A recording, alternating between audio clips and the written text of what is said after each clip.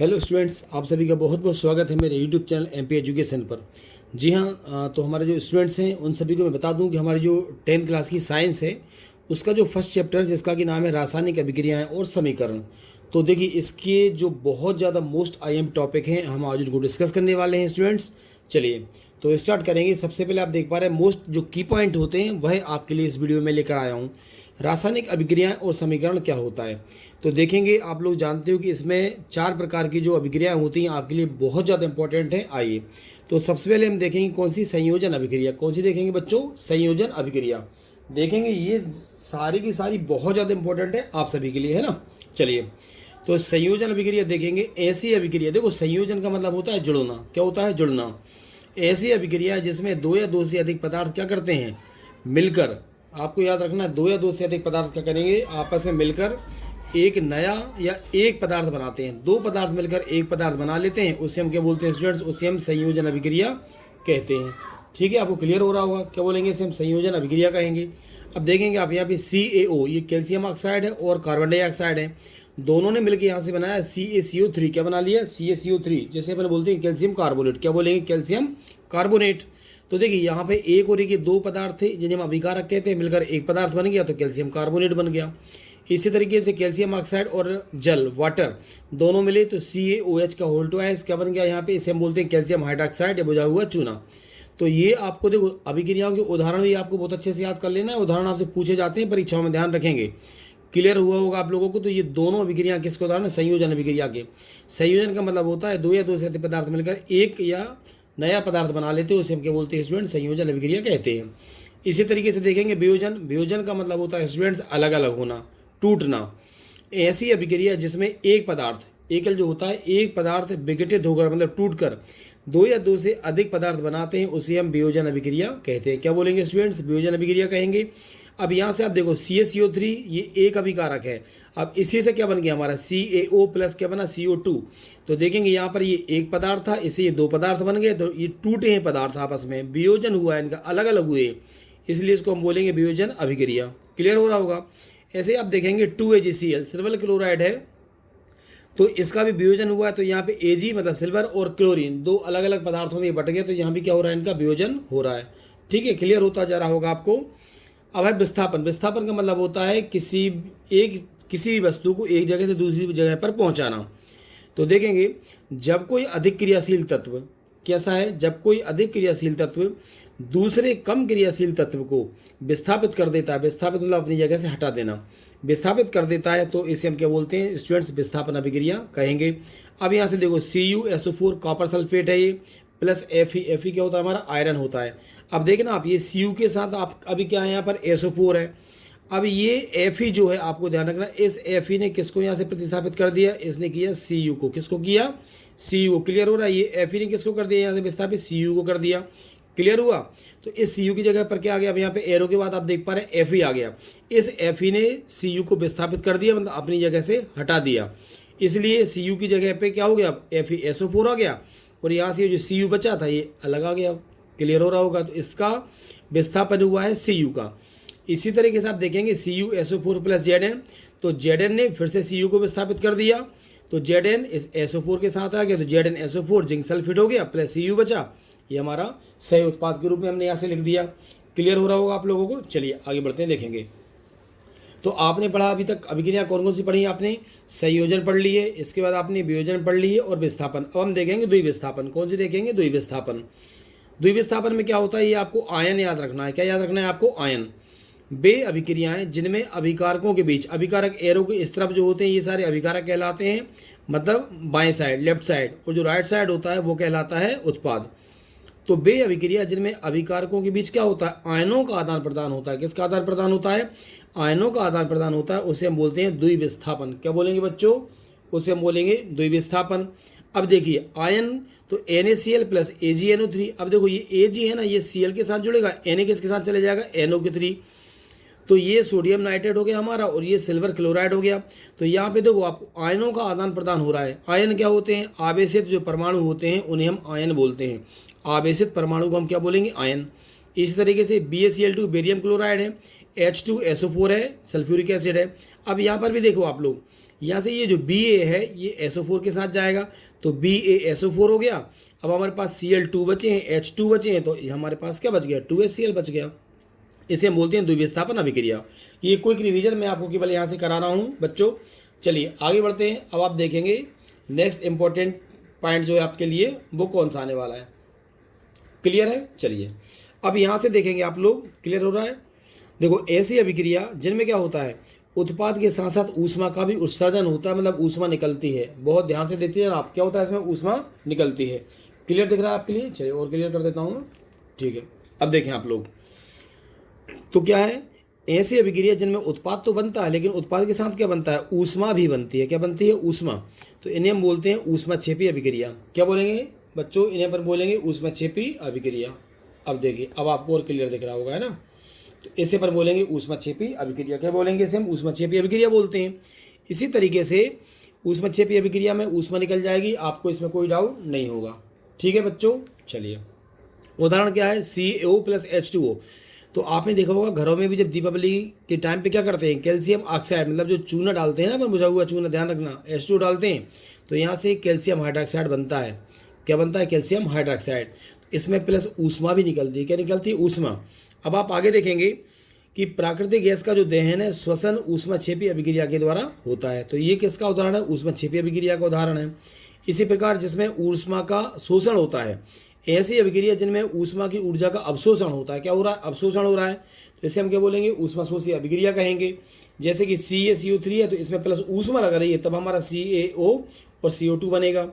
इसी तरीके से अपचयन देखेंगे, ऑक्सीकरण अभिक्रिया। ऐसी अभिक्रिया जिनमें O2 का योग होता है, मतलब ऑक्सीजन जुड़ जाती है या हाइड्रोजन अलग हो जाती है, ह्रास होता है, उपचयन या ऑक्सीकरण अभिक्रिया कहलाती हैं। तो अभिक्रिया देखेंगे 2Cu प्लस क्या हमारा O2, तो ऑक्सीजन इसमें जुड़ रही है ना, ऑक्सीजन इसमें जुड़ी है, इसलिए यहाँ पर हो गया 2CuO। इसी इसका अपोजिट क्या हो जाएगा हमारा, ऑक्सीकरण अभिक्रिया देखेंगे। चलिए ये उपचयन थी और ये क्या हो जाएगी, अपचयन। ऐसी अभिक्रिया जिसमें हाइड्रोजन का योग होता है, क्या होता है, हाइड्रोजन जुड़ती है अब और ऑक्सीजन यहाँ से निकलेगी, तो इसे पर बोलते हैं अपचयन। क्या बोलते हैं? अपचयन। ये आपको ध्यान रखना, ये ऑक्सीकरण है, अपचयन अभिक्रिया है। इसे ऑक्सीडेशन बोलते हैं और इसे रिडक्शन बोलते हैं। यहाँ पे अपचयन अभिक्रिया आएगा। H2 + Cl2 दोनों जुड़ के क्या बनाएंगे, हाइड्रोजन यहाँ से जुड़ गई है, यहाँ पे ऑक्सीजन जुड़ रही थी और यहाँ पे हाइड्रोजन जुड़ी है। अब देखेंगे रेडॉक्स में क्या होता है, ऑक्सीकरण और अपचयन दोनों साथ साथ होते हैं। क्लियर है? देखते हैं रेडॉक्स अभिक्रिया हमको पढ़ना है। तो ऐसी अभिक्रिया जिसमें ऑक्सीकरण एवं अपचयन साथ साथ होता है। क्लियर हो रहा है? ऐसी अभिक्रिया जिसमें ऑक्सीकरण एवं अपचयन क्या होता है, साथ साथ होता है, उसे हम बोलते हैं रेडॉक्स अभिक्रिया। क्या बोलेंगे? उसे हम रेडॉक्स अभिक्रिया कहते हैं। तो CuO + H2, तो यहाँ से देखो Cu हो गया और हाइड्रोजन इसमें जुड़ गया। क्लियर हो रहा है? ऑक्सीजन इसमें जुड़ गई, तो ऑक्सीजन और अपचयन, ऑक्सीजन अपचयन दोनों साथ हो रहे हैं, इसलिए कौन सी अभिक्रिया है ये कहलाएगी रेडॉक्स अभिक्रिया है। चलिए ठीक है, आगे बढ़ते हैं। अभिकारक क्या होता है, मैंने अभी आपको बताया था, जो रासायनिक अभिक्रिया में भाग लेते हैं। तो आपको ध्यान रखना है कि हमारा जो एरो है, एरो के लेफ्ट साइड जो होता है वो अभिकारक होता है और जो राइट साइड होता है वो क्या कहलाता है, हमारा उत्पाद कहलाता है। तो देखेंगे किसी रासायनिक अभिक्रिया में भाग लेने वाले पदार्थ, मतलब ये वाले भाग लेने वाले पदार्थ अभिकारक कहलाते हैं, तथा जो बनने वाले पदार्थ हैं वो उत्पाद कहलाएंगे। क्या कहलाते हैं? वो उत्पाद कहलाते हैं। तो ये भी आपको पूरा क्लियर हो रहा होगा। चलिए आगे देखते हैं।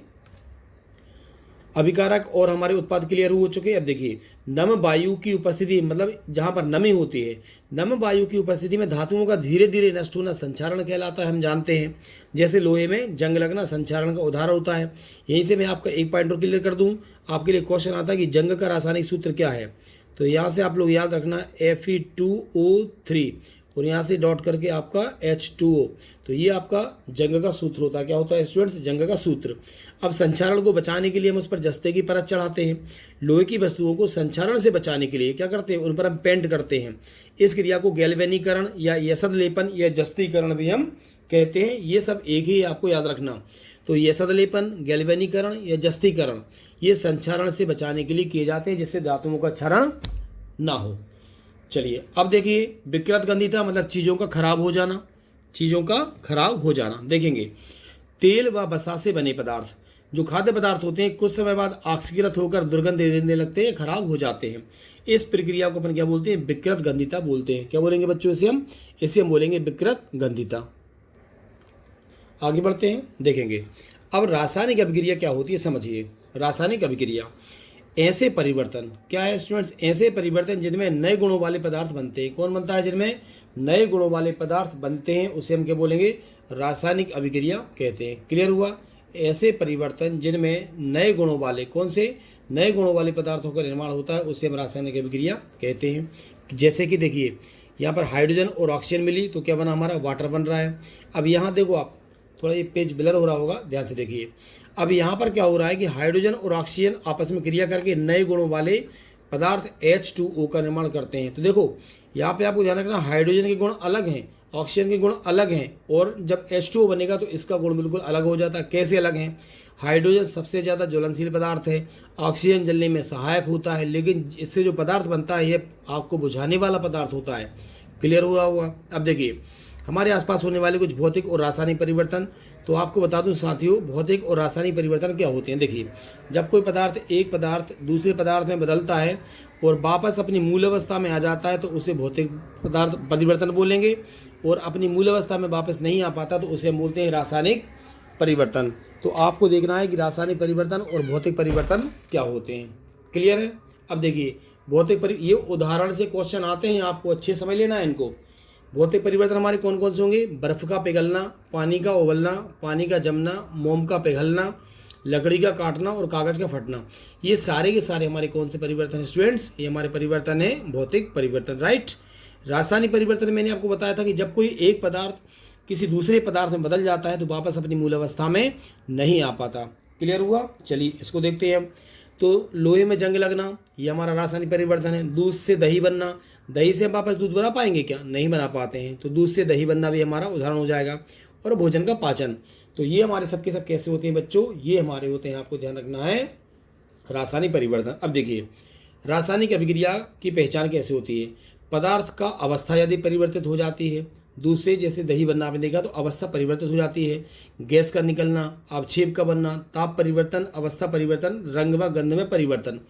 अगर गैस निकलती है, अवक्षेप बनता है, ताप परिवर्तन होता है, अवस्था परिवर्तन होता है, रंग या गंध में परिवर्तन होता है। तो ये सारे चीज़ें दर्शाती हैं कि रासायनिक परिवर्तन हो रहा है। रासायनिक समीकरण किसे कहेंगे बच्चों? रासायनिक अभिक्रिया में भाग लेने वाले पदार्थों को, जैसे ऑक्सीजन है तो ऑक्सीजन को पूरा न लिख के हम क्या लिखेंगे? O2 लिखेंगे। रासायनिक क्रिया में भाग लेने वाले पदार्थों को संकेतों के रूप में लिखते हैं। किस में लिखते हैं हम? संकेत। जैसे आपको बताया ना मैंने, हम जल लिखेंगे तो जल की जगह हम H2O लिख देते हैं, मतलब संकेत के रूप में हम उसको लिख रहे हैं। तो संकेत के रूप में लिखना हमारा रासायनिक समीकरण कहलाता है। रासायनिक समीकरण के दो भाग होते हैं, एक अभिकारक जो भी आपको बताया था, ऐसे पदार्थ जो रासायनिक क्रिया में भाग लेते हैं, और उत्पाद क्या होता है? जो नया पदार्थ बनता है। ऐसे पदार्थ जो रासायनिक क्रिया में बनते हैं। एक उदाहरण के थ्रू भी आप यहाँ से देख सकते हैं। देखिए ये कार्बन है और ये ऑक्सीजन है, दोनों के मिलने से CO2 मतलब कार्बन डाइऑक्साइड बन रहा है। तो जिनके मिलने से कोई पदार्थ बनता है, जो अभिक्रिया में भाग लेते हैं, वो अभिकारक कहलाते हैं, और जो नया पदार्थ का निर्माण होता है उसे हम उत्पाद कहते हैं। साथ में याद रखेंगे जो राइट हैंड साइड लिखा जाता है वो उत्पाद होता है, जो लेफ्ट हैंड साइड लिखा जाता है बच्चों वो अभिकारक होता है। अब देखिए रासायनिक समीकरण लिखने के कुछ नियम होते हैं, तो हम इन नियमों को समझते हैं कि ये नियम क्या है। चलिए इनको समझते हैं। इंपॉर्टेंट नियम है। अभिकारकों को समीकरण के बाईं ओर, जैसे भी आपको मैंने बताया था ये समीकरण है, इसके बाईं ओर लिख रहे हैं। अभिकारकों को समीकरण के बाईं ओर तथा उत्पाद को कहाँ लिखेंगे? हम दाईं ओर लिखते हैं। क्लियर है? एक से अधिक अभिकारक होते हैं, तो यहाँ से एक से अधिक है कि नहीं है? अगर एक से ज़्यादा अभिकारक होते हैं तो हम उनके बीच में धन या प्लस का चिन्ह यहाँ पे लगाते हैं। देखिएगा आप लोग लगा हुआ है।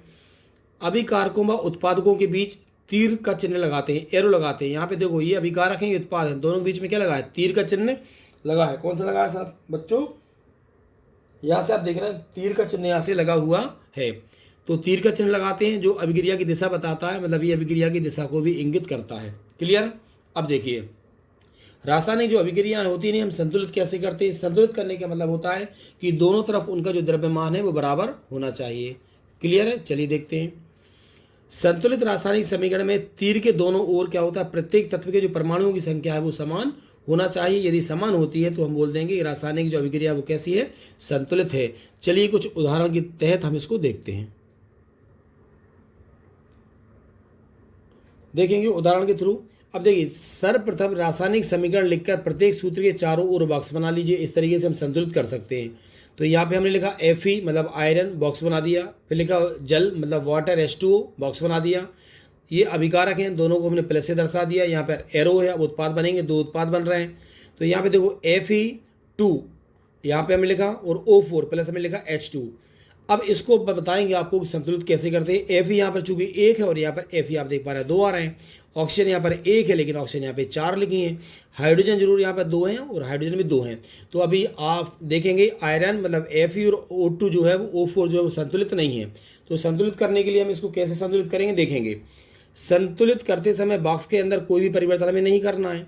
समीकरण में क्रिया कारकों, इनको क्रिया कारक भी बोलते हैं अभिकारकों को, समीकरण में क्रिया कारकों व क्रियाफल मतलब उत्पाद की संख्या नोट कर लेते हैं। तो Fe को जैसे 1 है तथा प्रत्येक परमाणु की संख्या संतुलित करते हैं। जैसे अब देखो आप यहाँ पे आपको ध्यान रखना है Fe, तो हमने यहाँ पे क्या लिखा है, Fe में ये 3 लगा दिया। क्या लगा दिया 3।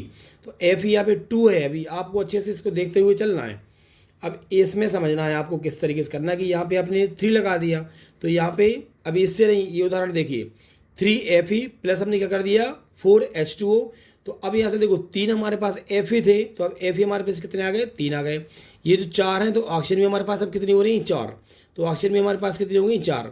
हाइड्रोजन यहाँ से 4 दूनी 8 है तो यहाँ पे हमने लिखा 4H2। तो इनका इनमें इंटू होता है 4 × 8। तो ये आपका अभी तो कैसा हो रहा है, ये असंतुलित। कैसा है असंतुलित।